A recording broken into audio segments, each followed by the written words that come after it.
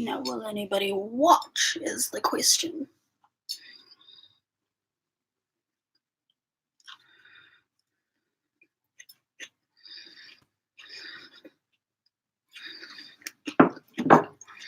Probably not, to be honest. Oh shit, we got one. I imagine they're gonna leave very soon. I'm not super entertaining and all I want to talk about is me. So,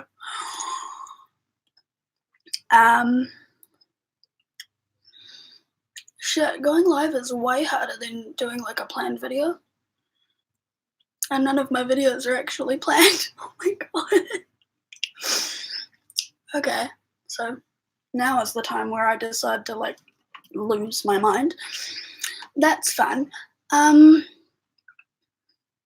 Who is watching?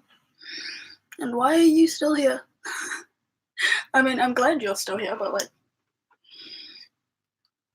are you that entertaining?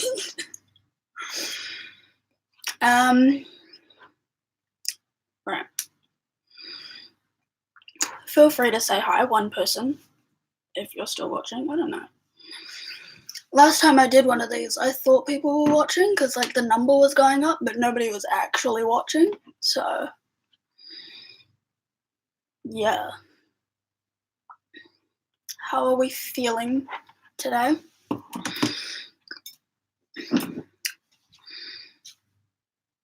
If I was watching this, I'd have turned it off by now. Actually, I don't really watch live streams. I don't watch them or do them because I don't know what I'm doing in life or like at all.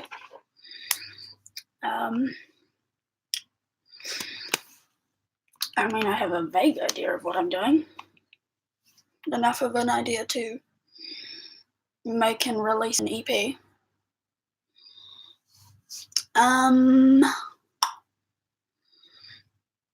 Yes.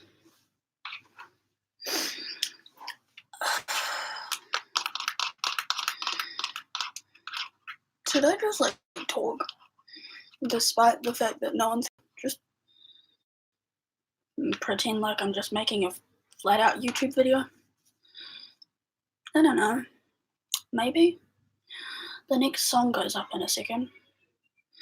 Not in a second, in like half an hour, but I'm not good with time, so to me half an hour is like in a second.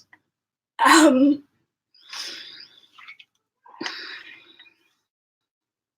next song is Voiceless because I didn't see the point of putting Legacy up again. Voiceless is actually like my least favorite. No. Lyrically, it's my favorite, but like production wise, it's probably my least favorite.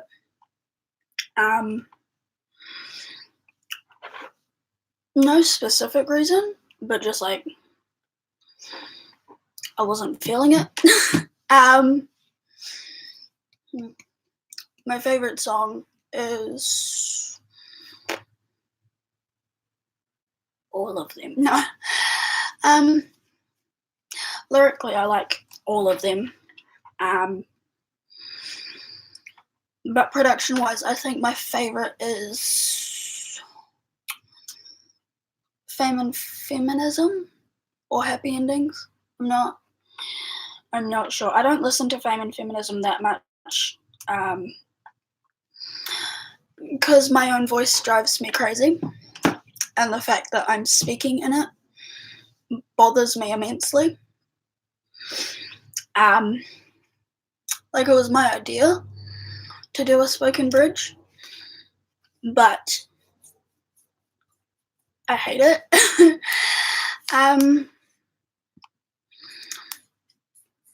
Yeah, I don't know what I was thinking.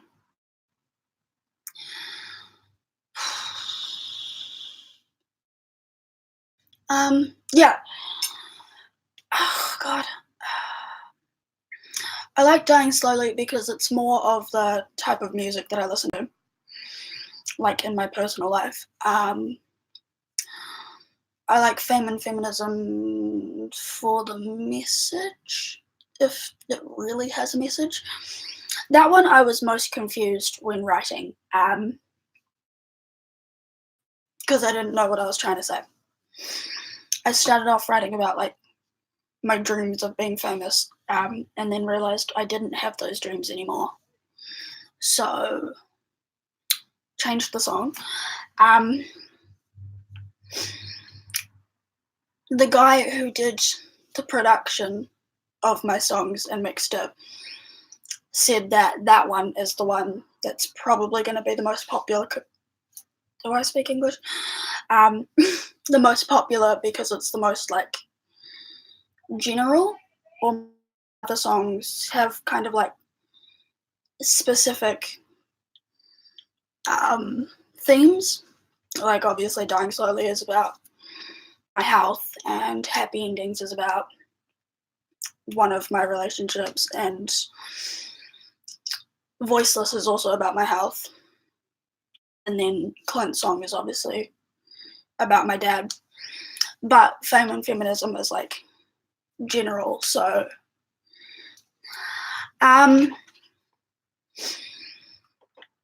yeah, I feel like maybe Happy Endings is my favorite. I guess because it's the easiest for me to write. Not including Clint's song. The line that's in that song is, I cracked it in a night, and I literally did. I sat down and I wrote it in 3 hours.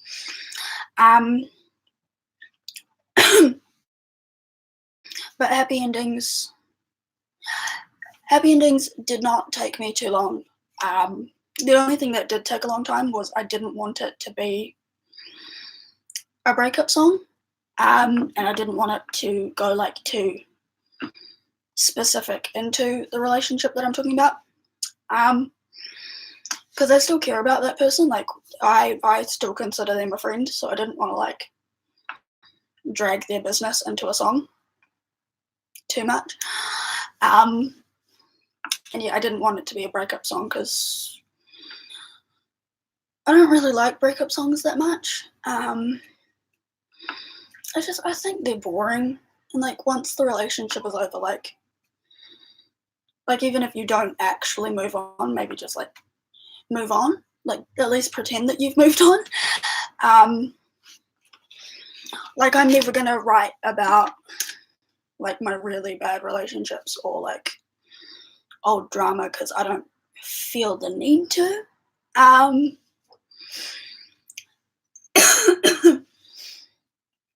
But this one I wrote about because I still think about it like on a regular basis. Despite like what the lyric says, it's been 2 years. Actually, it's been 3 years. But I said 2 because 2 and 2. If you've heard the song, that makes sense. It was the easiest to write because,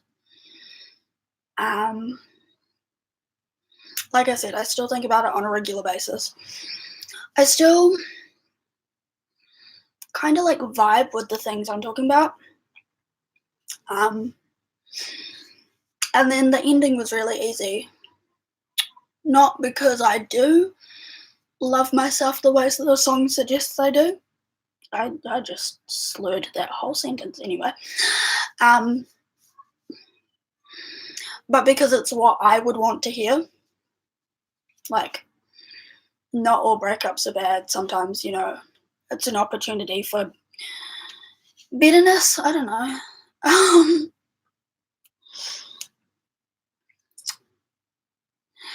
What I wanted the song to be was like talking about how you think you're building this life with someone, and then it kind of just disappears.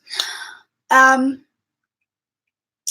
feel like I kind of still did that, but I did have to kind of go into specifics to like really get to where I was going. if that makes sense.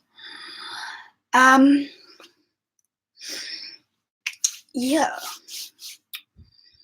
Voiceless was the hardest to write. No, Fame and Feminism was the hardest to write. Voiceless was the second hardest. Because that one I didn't have like any preconceived ideas. For the other ones, Legacy, I wrote it in 3 hours. Dying Slowly, I had the chorus in my head for ages. So I started writing these songs in June. They all started in June except for Voiceless, which I think started in August maybe. And what I do is I tend to write the chorus first and then the end, and then I sort of work backwards from there. I don't know if I should be talking about this because I was going to put it in the vlog. Oh well. The one person who is watching this can hear me talk about it again. Yeah, so I do the chorus and then I do the end and then I work backwards. And so Dying Slowly was in my head. I had the doctor's appointment where they told me I would need surgery on my throat. And I came home and wrote the chorus for Dying Slowly because I was feeling sorry for myself. I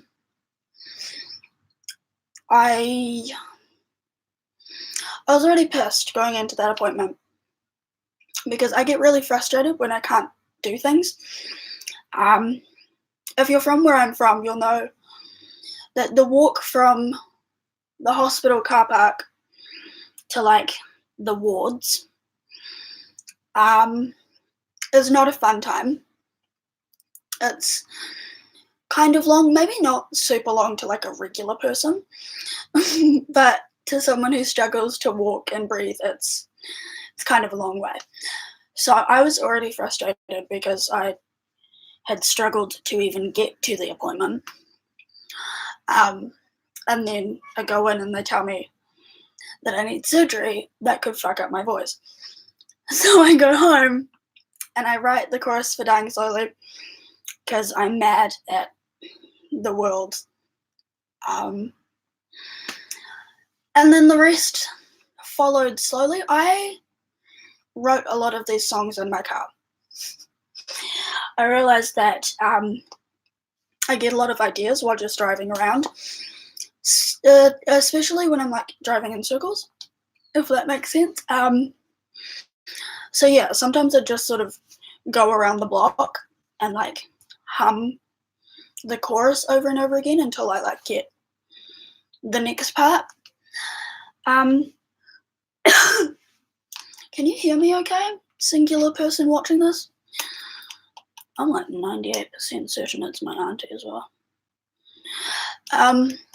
Anyway, I think the first song that I wrote the entire thing was Legacy, and then Dying Slowly, and then Happy Endings, and then Fame and Feminism, and then Voiceless. But the way I wrote them is I wrote them in the order that the ideas came. So I have the written order is Dying Slowly, Happy Endings, Fame and Feminism, and then Legacy, then Voiceless. So again, I had the chorus for Fame and Feminism for ages. But that was when I thought that I was doing a song about being famous. That worked out swell. Yeah, and then Happy Endings. Happy Endings came about because of Taylor Swift, I think. I kind of liked the idea of doing something similar to Love Story, where like this relationship was turned in like a fairy tale metaphor. it didn't start off like that. I had this weird like metaphor about a tsunami and how like the tsunami comes and washes away everything, and it was a little weird, so I changed it. I also had an idea for like a spoken intro for that song. Again, hated it, changed it. But I think the song that's changed the most is Fame and Feminism. There's an alternative version of the song where the bridge is like really long and talks about like shit that happened at Pride and all of Taylor Swift's music being stolen, and just it kind of went off the rails. And there's also another version, which thankfully I didn't like catch on video or anything, but it kind of turned Fame and Feminism into a song about sex. I don't know how that happened. I don't plan on ever writing songs about sex. Because again, that's something that I don't really want to talk about, like ever. And videos, sure. I still plan on doing a video about being intimate as a disabled person, and songs not so much. I tend to view my YouTube persona and like this music persona as two different people. And then I as me is also a different person. That's why there's all like different names, like YouTube is MadisonPaige, music is just Madison, and then me, I have a last name like a regular person.